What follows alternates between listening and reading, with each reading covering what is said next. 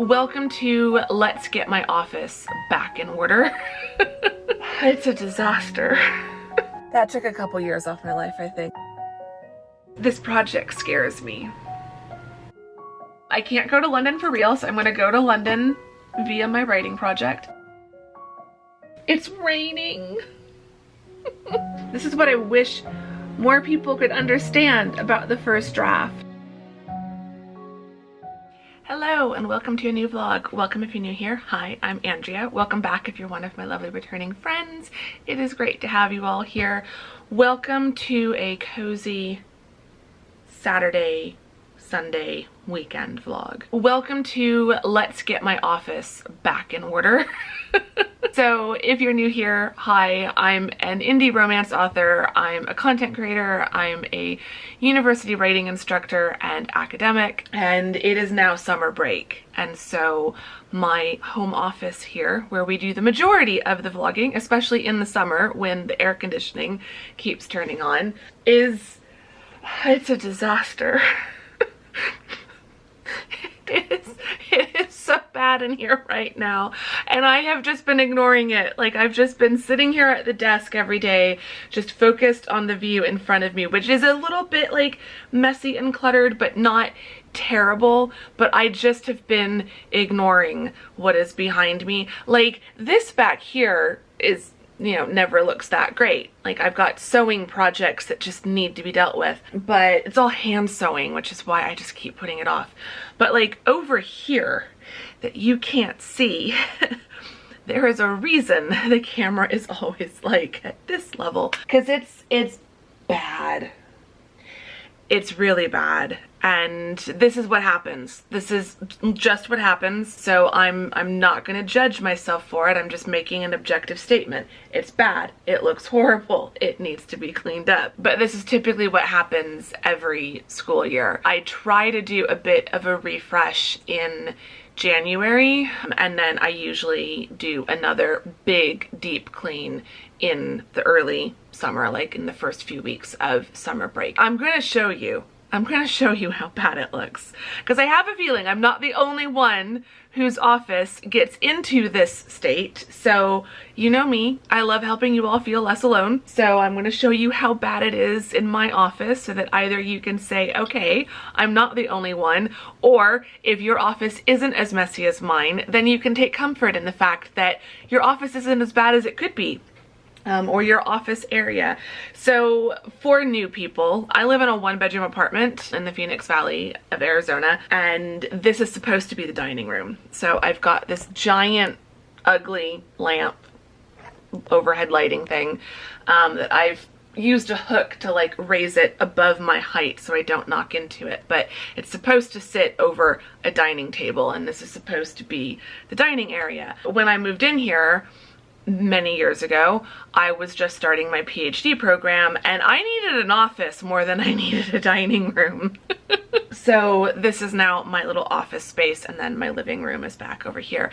These are a project for later this summer, so we're not getting to these today. The bookcases need to be reorganized, but we are, as you might be able to tell by some of the fluctuating lighting and the bits of sun on me, we have reached that point in the season where the blackout curtains really need to go up. The temperatures are going up. We've had a couple days in the low hundreds so far, but it's been mostly in the 90s. But it is going to start being triple digits every day very, very soon. This window gets full sun. It's a huge window, which I love. I mean, it's massive. It takes up most of this wall. It brings in so much light, and even when I close the blinds, it's so bright. It's so bright. And so when it's also not just bright, but when it's hot, when it's 110 degrees out, like when it gets up to 110 as a high, just about 43 degrees Celsius for all of my international viewers, when it's getting to 43 degrees plus or 110 degrees plus, that means that when the sun first comes up over the roof line of the building across from me at like 7:30 in the morning, by 7:30 it's already over 100. It's already like 100 degrees, 101. And so it's just full sun and a lot of heat, and this whole end of the building just cooks all morning long up until, like, it's 9 o'clock right now and I'm still getting direct sunlight in this window. So it's a good like 5 hours, 4 or 5 hours in the morning that this window just gets the full blast of the sun. So the last 2 years, maybe 3, I have put up blackout curtains. It makes a difference. It does keep, like, I can feel the heat if I put my hand up against the curtains, but if I'm like a foot away from the curtains, I don't feel as much of the heat. You all probably just want to see the office transition. So that's what we're gonna do. I am going to clean up all the crap. I will show you the before, and then we'll kind of do a before and after. I need to hang my new copper wire lights. The ones that I have had for years, and they still work, but they're very dim. So I'm gonna put a new brighter set up, and we're just gonna basically turn my office space into a cozy hibernation writing cave for the summer. We're not gonna let it be dark and gloomy and miserable with the blackout curtains. We're gonna make it super cozy and welcoming, and yeah, my cozy little writing nook. I feel like nook is a better word than cave. This is easy for you. You guys get to sit back and watch. I'm the one who's got to get up and actually do the work. So let's do the work.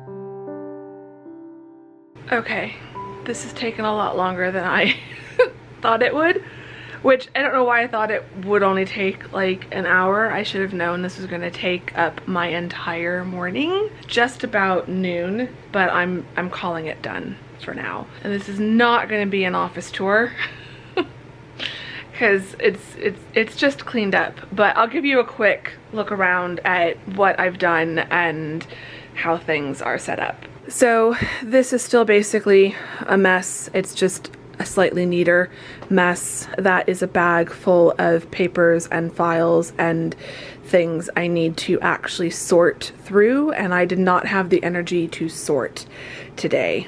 These boxes all need to be sorted through as well. I just have not had a chance to go through them. Over here, there was a gap between these two pieces, and then these were over here and up against the chair. I moved everything down to close that gap. It does mean that I now can't get into this shelf. I have to go in from this side, so I've kind of left both of those shelves empty because there's really nothing that I can just hide away and not access for a while. This is stuff that I want to keep handy, but that I don't want cluttering up by my desk. I've been using a little like folding TV tray right here next to my desk.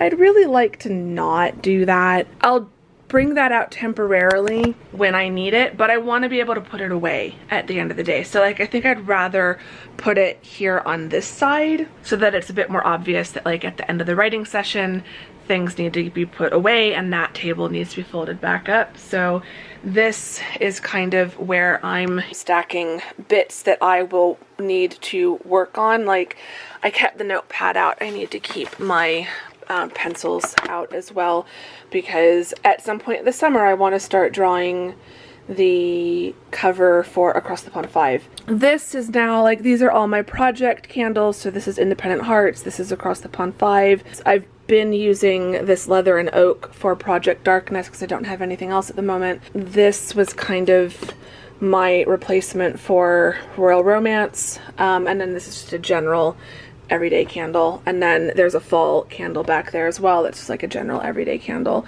I've got multiple stacks of my own books. When they're this close together, it doesn't really make sense. This is more the stack that I pull from when I need a copy to take a picture, whereas these are all the books that I have published. All of my books, my master's thesis, my PhD dissertation, and then these are 2 books that I have a chapter in, 2 edited collections that I have a chapter in. So this is kind of my like, yay me, I'm a cool person who has accomplished cool things. Because, you know, you need to hype yourself up sometimes. Other books, all my like pencil cases, pen cases, my project notebooks are all in that little folder. So again, like, these are things I want to be able to just kind of spin around in my chair and be able to reach. Desk has not changed. I've been watching a live session with Becca Tobar, so this still needs to be reorganized a little bit. I did take everything off of here and dust it. I've also added in the fairy lights and run them down. This string of fairy lights is really, really long. It's a little bit longer than I thought, so I've run it up and around and then over and down and around and then up and over again, back down and under and up and around and then over and down. So when I have to put up the fall garland, it's gonna be a mess. But it's a mess that Andrea in September can worry about. Andrea right now in May, late May, doesn't really care. Now I think my hope is, with having the blackout curtains hung, we can play with some new angles. Of course, I don't know how that's gonna sound as far as the air conditioning. I normally do this angle because it is the farthest away from the air conditioning that I can get you all. So I don't know. Once I get the bookshelf cleaned, I'm gonna want you to be able to see the bookcase, the wall of books behind me. Just right now, every time I see it in the background, it just reminds me I still need to do that. So we'll see. So yeah, the desk is pretty much cleaned up. Like, I've dusted things. I can sit down tomorrow and write. The only things living on my desk at the moment, besides various candles and pen pots, although I only have 1 candle at the moment. All the other candles are now back on the shelf behind me. I've got a lip balm, I've got a hair clip, and I've got my planner and my notebook. I might, see, when you clean things up, you find actual homes for stuff. Those are gonna live right there for now. It does feel a lot nicer in here, I won't lie. It's darker. It's definitely darker. And that is always an adjustment. But as you can see, like, I've got the balcony window blinds open, and so it's still pretty bright over there. So I can still get diffused natural light throughout the summer, and diffused is the key word there. I cannot handle all of the direct sunlight. And today we're actually pretty lucky because it is a little bit cloudy. It's a little bit sunny, but it is also a little bit cloudy. I can also open up this window when I want, and I think, like, during the day when I'm working and sitting over on the couch, I probably would, just to have some natural light in this space. But I won't lie, when I'm here working, I like having just the lamps. I've got 2 lamps, the fairy lights, the computer monitors, and if I have a candle going. I love writing in dark environments. In the winter, when the sun doesn't come up until later, when I was starting to wake up so early, I was really enjoying, like, around winter solstice, when the sun wasn't coming up until like almost 8 o'clock, waking up at 5 and then like writing from 6 a.m. until sunrise. If I could stay up late, I would, you know, I do understand why people like writing at night and why a lot of writers are night owls and they will just write until the early hours of the morning. There is just something about writing in a dark, cozy, glowy, quiet environment. So that's one of the things that I try to take advantage of in the summer, and having the blackout curtains up. I can get really upset about that. I can let that be one thing about summer to really drive me nuts and make summer be this horrible thing. But it does allow me to have this kind of feeling, because I can close the balcony blinds as well and make it even more dark and cozy in here. So yeah, it's gonna take some getting used to, but I think I'm gonna like it. And the office is still in flux. Like, I don't like the furniture setup. I feel like my problem in my office and my whole apartment is part, I just have too much stuff and I need to just get rid of a lot of it. But also part 2, I need better storage solutions. I need things with drawers and cabinets and cubbies and things and shelves that I can just, yeah. And I'd like stuff that doesn't look like a random mishmash of cheap particle board and cheap IKEA, and I'd like just a nice cabinet for that space. And it's the same thing with over here, where I've got these 4 file boxes full of stuff. I'd rather have a nice little cabinet that I can then, what I'm keeping, put stuff in there and make it look nice. Now that I have a bigger car, I do want to spend some time this summer going around to some of the local thrift stores and just seeing what secondhand furniture I can find. And if I've got certain types of pieces in my head that I'm like, if I could ever find that for a decent price, I would buy it. So we'll see. Some of this might change throughout the summer. It is now 12:09. I'm hungry. I'm hot and tired, and I want to just get some ice water and go sit down tomorrow in my nice new cozy lovely office. We will do some writing.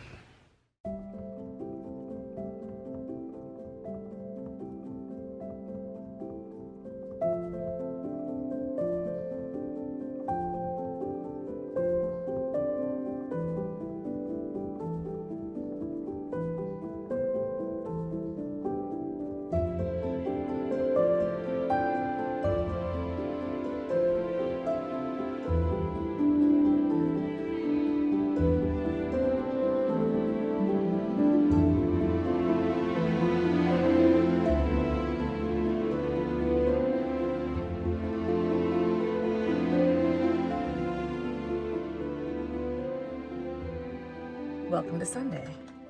It is getting to be a sunny morning, but it was a rainy morning when I first woke up. So it's still looking very stormy off to the north, but yeah, it was raining this morning, very briefly, and the trail wasn't wet. My apartment complex didn't look that wet when I left. Yeah, so got dressed, got ready, headed out to hike. Went to go take my recycling out because I had so many boxes. When I was doing all the cleaning yesterday, I had so many big and little cardboard boxes. Loaded that all into my car and drove it around to the recycle bin at my apartment complex. And I got out and I popped the door up, the lift gate of the car, and noticed that the gate to go into where the dumpsters are was only partially open. And so I went to go open it wide I hadn't even taken the step yet. I just had the thought, oh, just go open it wide and then get everything out of the car. And I heard a snort and a snuffle. And I was like, get back in the car. I knew exactly what it was. So I'm hitting the lift gate is still lifting up. And I'm hitting the button to make it go back down. My car's beeping at me because it like wants to complete one task before it starts another task. So I'm like, I'm just going to leave the door open. I'm going to get back in my car. So I get back in the car, get my phone out. I'm parked right next to the dumpsters. So I'm aiming with my camera out the passenger side door at the like gap in the doorway in the gate to the dumpsters, and I got this picture. There were 5 javelinas back in the dumpsters. This is why we're supposed to keep the gates completely shut.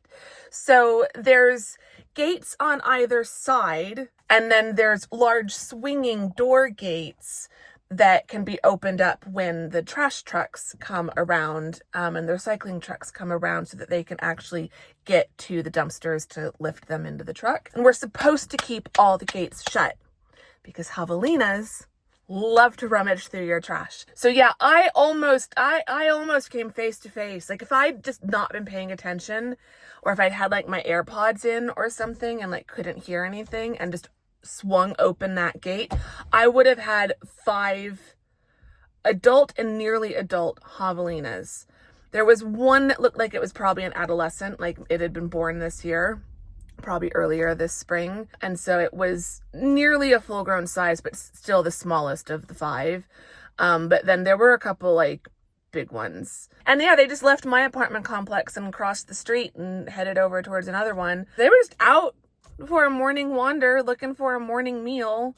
I don't know if they found much in that one dumpster area, but yeah, that took a couple years off my life, I think. That scared me. I don't like being close to javelinas, let alone that close to javelinas. The babies are kind of cute, but they're mean.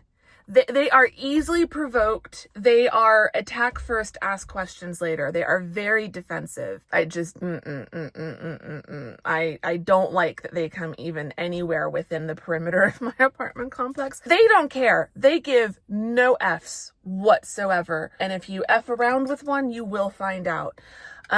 So I keep my distance, and that was a little too close for comfort. I think the only reason I felt comfortable enough to like take the pictures and stay as close within the car as I did was because I'm in a bigger car. If I'd been in my little old car, I would have booked it immediately. So yeah, that was the exciting thing this morning. But anyway, I did not mean to make this whole video about my javelina encounter. I need to go get gas in my car. Costco should be open even though it's Sunday. I might also swing by Press on my way home and get myself an iced coffee. And then I'll go home and get cleaned up and we will get to writing.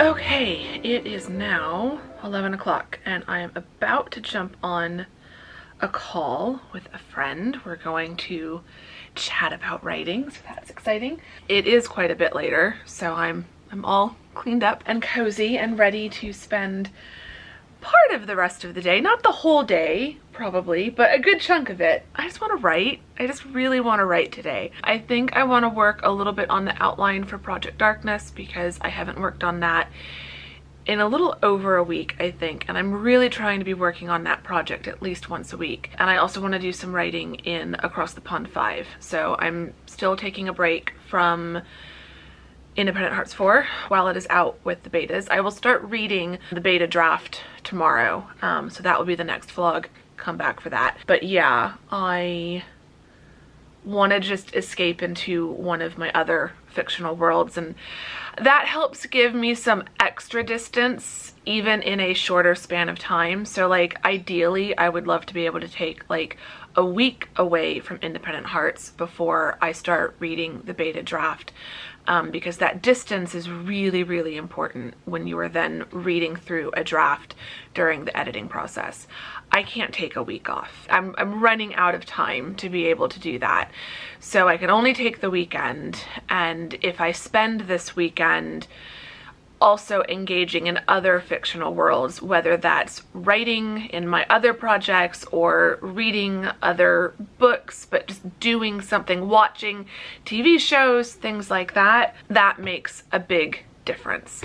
So I think if I can do some writing and outlining in Across the Pond 5 and Project Darkness, and I'm going to be chatting with my friend and like talking about their project and stuff like that, then it does, that just helps pull me even further out of Independent Hearts. And when I sit down tomorrow to start reading it, hopefully I will have enough of that distance that I need. I just had a text from my friend with the Zoom link, so we're ready to go.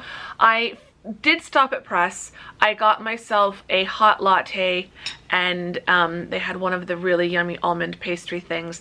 They're called a Queen Amman. I'll try to, like, that's how it's pronounced. That is not how it's spelled.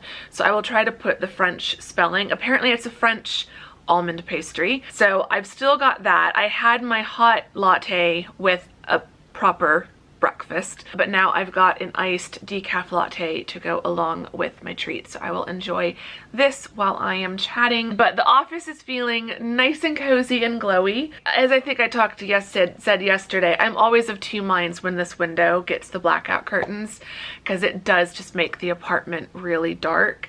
But last night especially, these new fairy lights are so bright.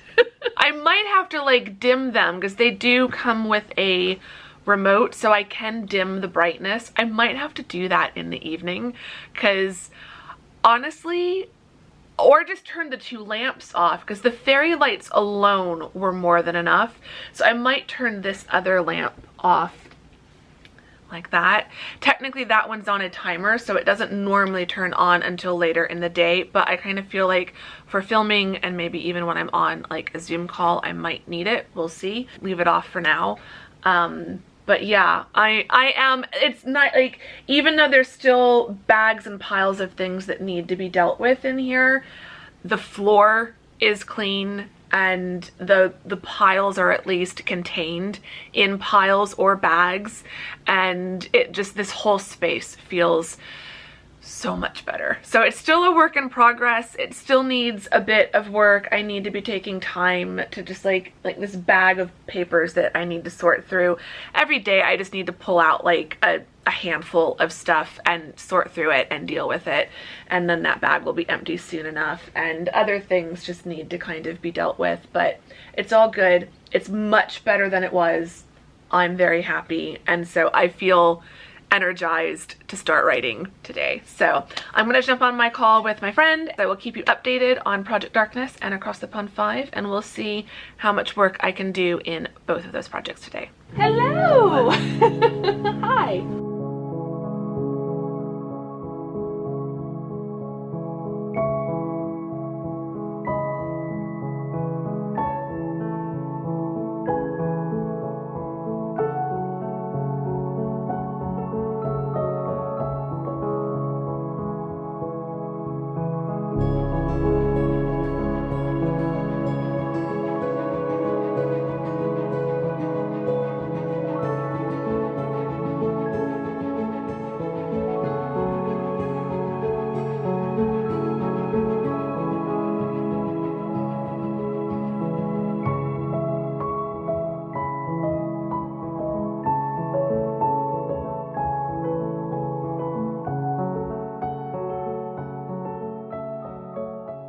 Okay, I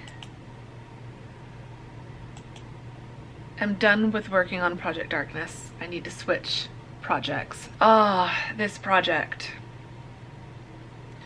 it's so hard to talk about. Like, this has been my problem with talking about Project Darkness. I feel like by not talking about it, it's then very easy to not work on it. So I feel like I probably do need to talk about it more. But then I also don't want you all to get bored, because this is the long game. This is the long-term project. It's going to take some time. But I need to be working on it, and I feel like by talking about it more, that might motivate me to work on it more. I don't know. It's just, this project scares me. This project really, it's the biggest thing I have ever tried to do. I think that's a huge reason why I just kind of put it in a folder and didn't look at it for over a decade. And like, that first book needs so much work. Like, it just needs so much work. I just, like, it's terrifying. It is legitimately terrifying. And every time I sit down to work on it, I get so intimidated by this project. It really is kind of funny. Like, I have to be amused by that. I have to be amused by how terrified I am of this project. I can't let myself really give in to the fear, because I want to work on it, and I really, like, all of my books are important and all of my books are passion projects in a way, but this book is the true passion project. This book is the one that it just feels like I have to write this series before I die. It might take me that long. It won't take me that long. It feels like it. It just feels like the idea in my head is so massive, and I want it to be complex, because it is going to be a multi-book series. It's a very expansive story. It's going to start off kind of a little bit limited and like condensed, but it's going to slowly kind of spiral outwards and get more and more and more complex and intricate as the series develops. And so I feel like I've got this really long thread, and I need to get it nicely wound into a spool, so that throughout the writing of it, I can gradually unwind that spool. The problem is, at the point it's in now, that nice long thread is just a giant, massive, tangled knot.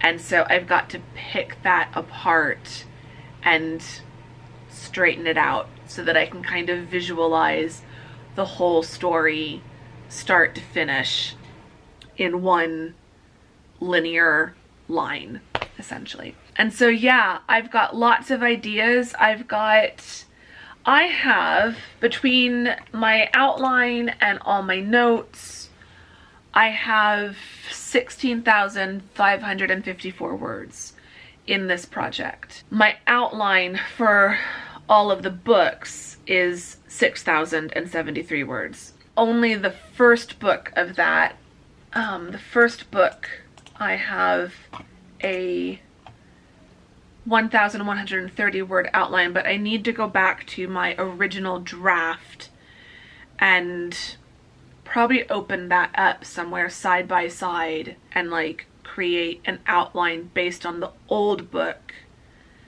the current version. Because basically I feel like half of the original first draft is going to need to be rewritten. I feel like about half of it can stay and fits with the idea, but half of it needs to be rewritten, or just new scenes need to be rewritten. Like, the key scenes kind of still work and I like and I want to use, but then a lot of the scenes just don't really work. And the problem is, when I wrote the first draft years ago, it was like 2010, when I first started working on it and when I first wrote that first draft, I knew where the whole series would end, but I didn't really know anything else.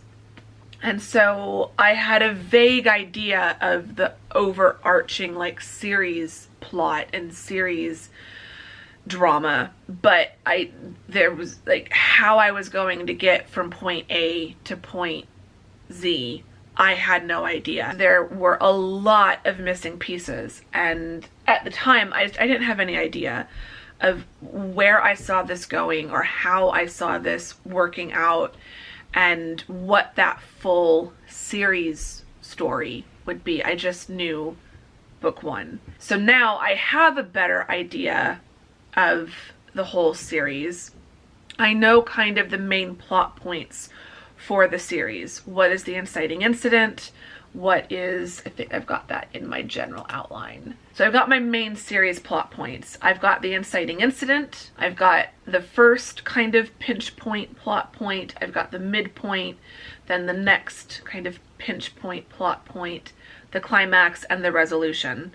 So I've got kind of my main tent poles for the whole series and what book each of those things will happen in. And then for each book, I have those same main plot points. So like obviously the inciting incident for the series is also the inciting incident for the first book. And obviously the climax of the series will be the climax of the final book. So I've dropped those down into the individual books, and then for each book, I also then have the inciting incident for like book two, and the midpoint for book two, and the climax and resolution for each book. So I've got the main series plot points and the main plot points for each book. And then I've been then going through and starting to connect the dots in each book between each of those main plot points. And for the first book, a lot of them are what is already in the first draft. So I feel like the plot points of the main plot points of the first draft in the first book are pretty good. It's a lot of the connecting scenes that are going to change. The magic and the fantasy elements are going to change because a lot of that has become a lot more developed. And like, it's tricky trying to figure out how much I reveal about the magic and the characters in the first book compared to like I feel like it kind of needs to be drip fed throughout the first two books. I don't want to give everything away in book one, but I need to be giving enough away in book one that it interests the readers. So I don't know. Like, this is the thing. I just start thinking about this and I get overwhelmed and I get intimidated, and I'm really excited about this project, but I do think I'm probably getting to a point where I need to start working on book one, going back to the original draft, building out an outline based on the original draft, but then incorporating my new ideas, and then revising book one. And I've talked about this before. I'm still on the fence. I thought I'd made a decision and now I don't know. Do I just rewrite book one from scratch? Do I use book one, the original draft, plus this new outline to create a new, plus all my notes, to create a new outline for book one and then write it from scratch with that outline? Or do I use the original draft as a zero draft and rewrite some scenes, write some new scenes from scratch, edit existing scenes? Like, do I do some combination and just use what I have and build from there, knowing that some scenes will be completely rewritten and some new scenes will be written from scratch? I don't know. I feel like there's value in either direction, and I honestly feel like both will take the same amount of time. I just feel like, I think my original instinct was to treat it as a zero draft and not rewrite all of it from scratch, but use what I've got and rewrite as needed, because I think that just feels, I honestly believe they will, either way is going to take the same amount of time, but I feel like using what I have as a starting point feels like it will take less time. So I think my next step, the next time I sit down to work on this, is going to be to open up the original draft and start building out a detailed outline of book one using my notes and the original draft. That's your Project Darkness update. On the topic of darkness, it is so dark in here. It would figure that the day I finally put the blackout curtains up, the next day it's a cloudy day. It might even rain. I am going to switch to across the pond. I want to go to London. Need I say more? I can't go to London for real, so I'm going to go to London via my writing project. And yeah, I'm going to work on this probably about 45-ish minutes. Probably until about 3:30. And then I will stop for the day and switch to reading for the rest of the afternoons. Writing goal, 1,000 words? I think 1,000 words in 45 minutes. Is that doable? I think that might be doable. I know the scene I'm going to be working on, so I do think 1,000 words in 45 minutes is possible. So let's see.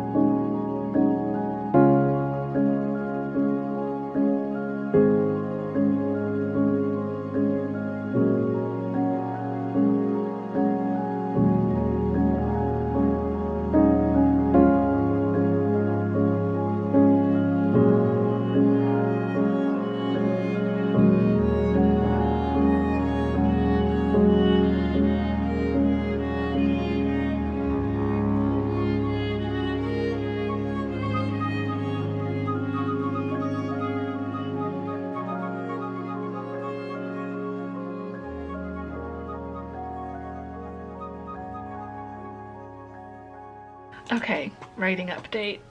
It's 10 to 4. It's raining. It's raining. And I don't want to stop writing. I was going to stop writing. I wanted to read, but I think I want to just write instead. I've done 1,379 words so far. I'm partway through chapter 3. I think I'm on the second scene of chapter 3. I believe I'm on the second scene. There's going to be 3 scenes in this chapter. The first scene is a longer one. The second and third scene, the third scene in particular, is going to be on the shorter side, so I think it will all fit in one chapter. I hope. I was writing one of the friendship scenes. Now I'm back to writing one of the like early romance scenes.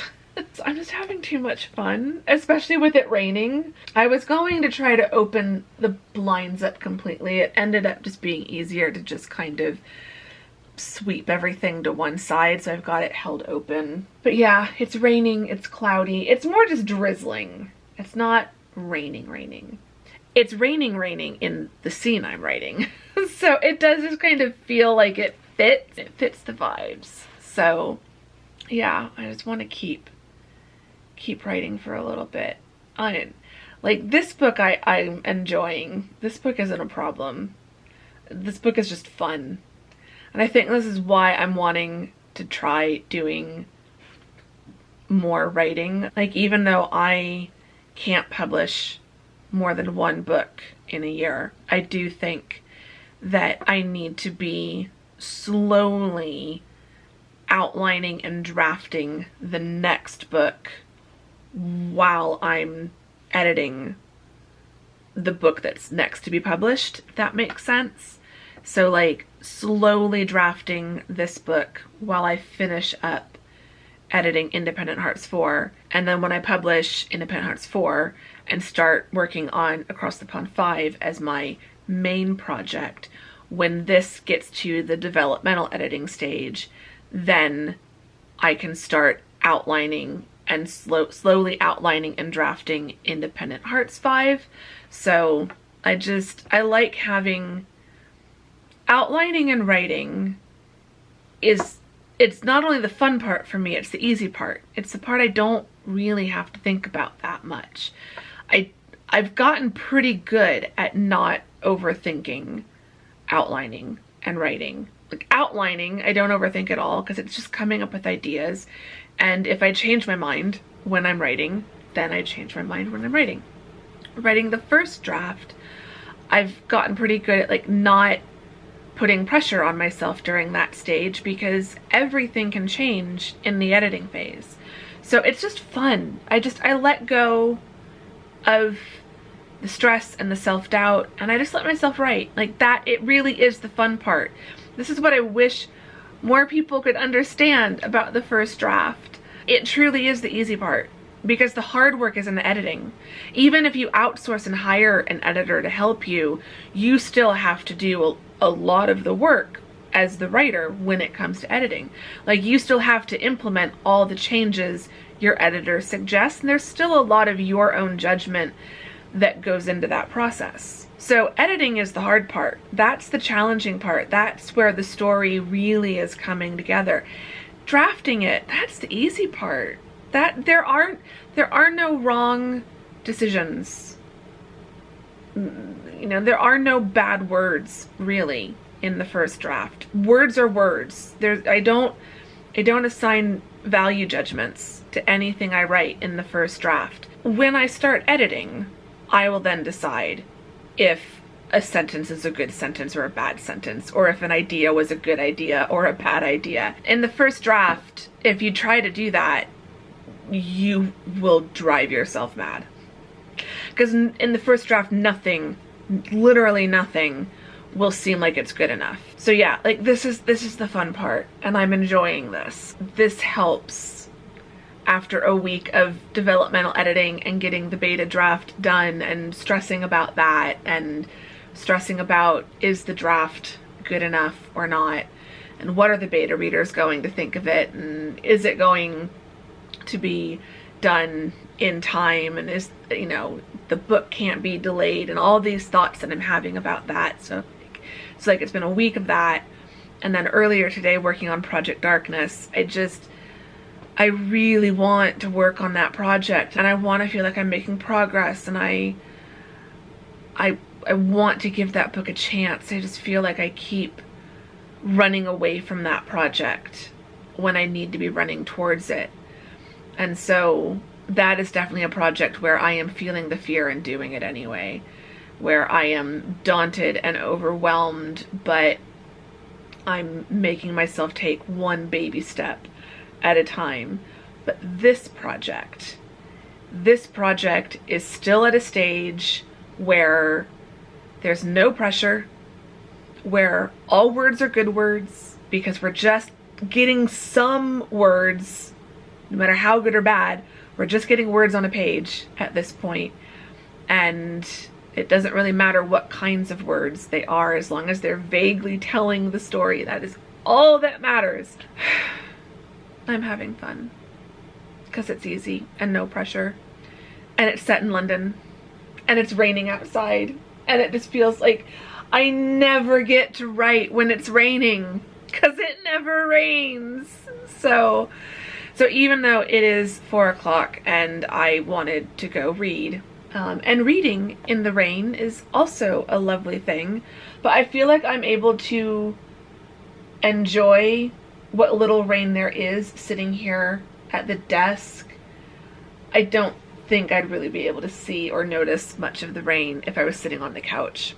It's not raining that much. So I've got my snuggly sweater candle, which is just totally fitting these vibes. Got a nice London walking video on YouTube, and I'm just enjoying my story. So I will probably write until no later than 5. I will stop no later than 5, and we'll see how far I can get. I wonder if I can get to 2,000 words. I can't remember the last time I wrote 2,000 words in one day. Anyway, I'm gonna stop talking and I'm gonna get back to writing, back to London, and back to the scene between two characters that I already just love so much. And I feel like I need to not hype them up so much this soon, because this one you've got to wait a year.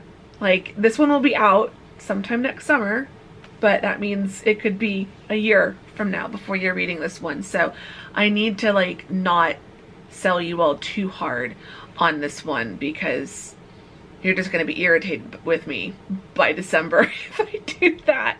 So I'm going to shut up. I'm going to get back to writing, and we'll see if I can get another 700 words written and get us up to 2,000 words by the end of today. So fingers crossed. Let's see.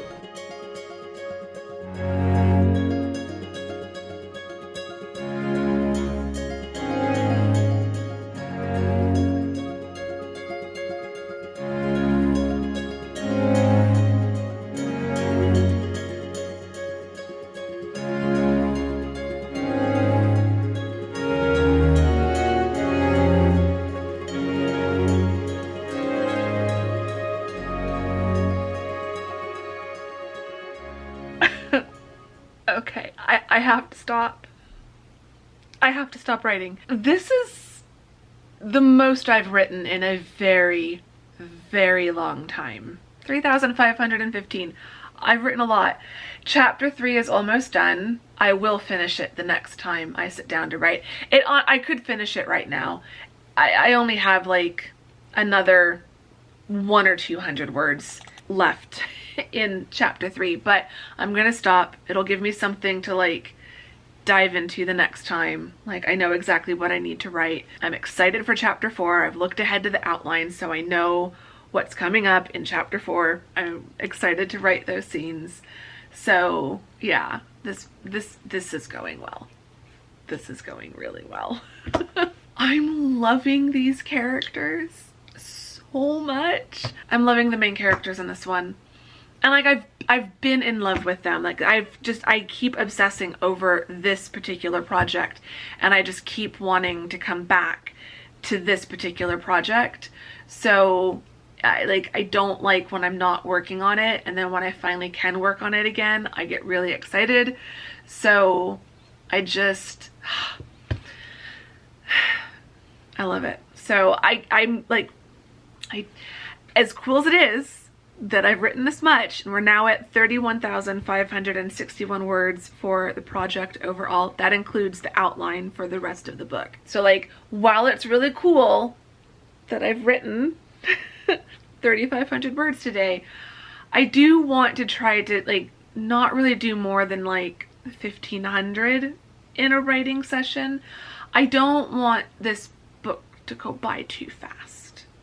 I would like to be about halfway by the end of the summer. So I would like to be around 50,000 words by like the beginning, middle of August, because then I will feel pretty good about finishing the rest of it partway, like by the end of the fall semester, if not sometime before the end of the fall semester. But if I can get this draft finished, if I can get to like 75,000 before the end of the summer, like the sooner I finish the first draft of this and can start editing, the more time I can take for editing, and the more likely it will be that this book will be done in time to launch by the beginning of next summer, or like by early next summer. So it wouldn't be the worst thing in the world to get ahead. But yeah, it's still rain. It's still wet. Like things are dripping. I don't know. I'm trying to look at like the puddles outside. I think it's like drizzling, but it's still very wet outside. It's not even damp. It's wet outside. It still feels nice and rainy. I'm gonna close these windows up, this window up again, the blinds, the curtains, and go sit on the couch and probably watch some YouTube, because that's what I do on Sundays. But yeah, I've had so much fun working on this. I'm like, oh, there's just something about the vibe of this one. It's going to be different than the other Across the Pond books. There's just something about the vibe of this one. It's just, I'm feeling it already. It's different from the other ones. It's different from Ellen. It's different from the first three with Eleanor. It's different from the fourth one with Celeste. I'm not telling you all yet who the main character of this one is. Some of you might be able to start guessing due to process of elimination. I will reveal it later. But like, this main character, she's different. She's different personality, different vibe. That's changing this book. That's changing the series. It's just making it feel different. And the main romantic hero of this one, he's different too. It's a different kind of character compared to Patrick and Jonathan in, you know, Patrick in the first three and Jonathan in the fourth one. Like, I like these two. I like the two of them together. And also, like, there's a bit of that romance in, like, we get the, like, romantic meet cute in book one, but then we don't really get that in the other books, because in books 2 and 3 it's continuing Eleanor's story with Patrick, and in book 4 Celeste and Jonathan have been together since almost the beginning of the series, so we're meeting them mid-relationship. So this is the first time in 3 books that I've kind of been able to do the two main characters at the beginning of their relationship, and I love it. I love it. I need to not tell you too much about this one, because I am going to drive some of you absolutely nuts by the time you're finally able to read it, but I really like it. That's where we're wrapping this vlog up. I hope you've enjoyed it. If you did, give it a thumbs up. Subscribe if you're not subscribed. I'd really appreciate both of those things.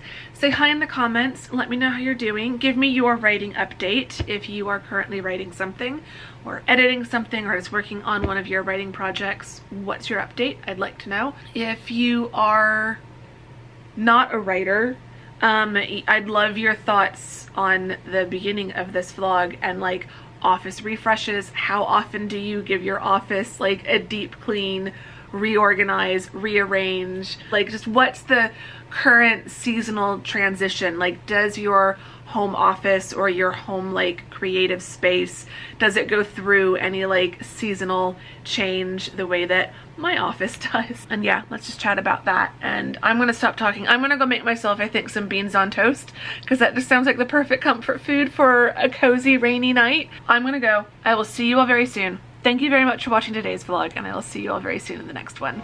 Bye!